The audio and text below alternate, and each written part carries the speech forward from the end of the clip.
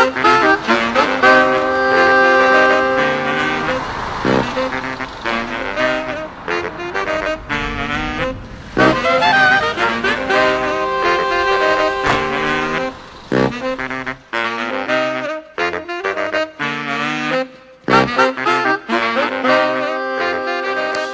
and welcome to the new season of Hearts and Minds. On the programme this evening, it all ended in tears for Margaret Ritchie, but will the new leader bring the SDLP better fortune? The return of the supergrass, but is justice itself on trial? And guess who's online for the top civil service job? Insiders only, please. Well, the public think it's a stitch-up, don't they? I mean, that's what happens. Now, in this age of equality of opportunity, you'd think the Northern Ireland Public Service would be a model for transparency and open access. But oh no, the civil service is looking for a new top cat, but only internal candidates need apply. Now one Stormont minister wants the whole process suspended until the executive has a chance to look at it. Julia Paul investigates the closed world of the upper ranks of our public service.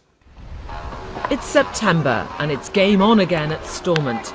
But as these members of the civil service limber up for the year ahead, who's going to be in charge? There's no doubt that leading the Northern Ireland Civil Service is a tough job. You're responsible for 12 departments and a combined staff of 28,000. And in the current climate, it's an even greater challenge. So just what sort of qualities do you need to lead the civil service team? My successor has to be someone who can be firm with our political masters. Oh, absolutely. No nonsense with that lot.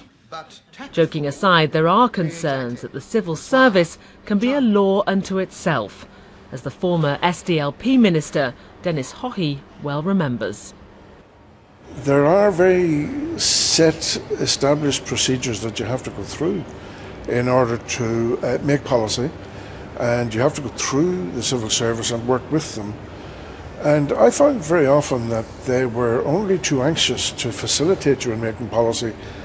But there were times when I found them a bit obstructive because they thought that they knew better than I did.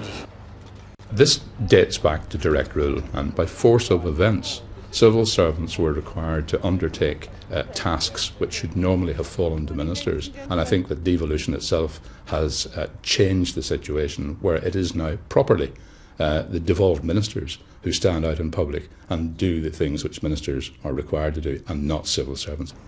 But what about the makeup of the civil service? It's still, in the words of one critic, male, pale and, well, stale. There's never been a woman head, for example. If one looks at modern organisations throughout the British Isles, and you look at the Northern Ireland Civil Service, you would say it hasn't really moved with the times. And I'm struck when having dealings with civil service departments in England, often the most senior staff are of a much more diverse range of people. Women, people from ethnic minorities, younger people, people who've had different career paths. We don't see that in the Northern Ireland Civil Service. When the present head, Sir Bruce Robinson, took over in 2008, the post was advertised internally and externally. But this time, it's only open to those already in the Northern Ireland Civil Service. The former head, Sir David Fell, says that's because the job requires a complex range of skills. It's unlikely that you can develop those skills other than through many years of training in the civil service and experience. I mean, you wouldn't take another profession like the army, say, and appoint a biology teacher as head of the army. You wouldn't appoint an accountant as head of the judiciary. But while the guessing game over which internal candidate will get the job has started, the appointment process is being questioned. The Civil Service Commissioners for Northern Ireland, the body that oversees the appointment of senior civil servants, have expressed grave concern that the post is to be filled through internal competition. In response, the Northern Ireland Civil Service said that such appointments in Dublin and London are also internal, and that the person chosen will be approved by the First and Deputy First Ministers. Well, the public think it's a stitch-up, don't they? I mean, that's what happens. I mean, I got throughout my time as Commissioner people saying, oh, there's no point in applying for this post because it's already been fixed. And I'm saying, no, that's not the way it is. But that's what people see.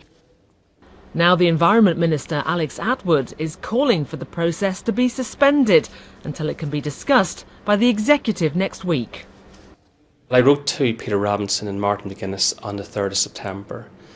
Saying that I didn't agree with the approach that they've adopted, that the head of the civil service had particular responsibilities to their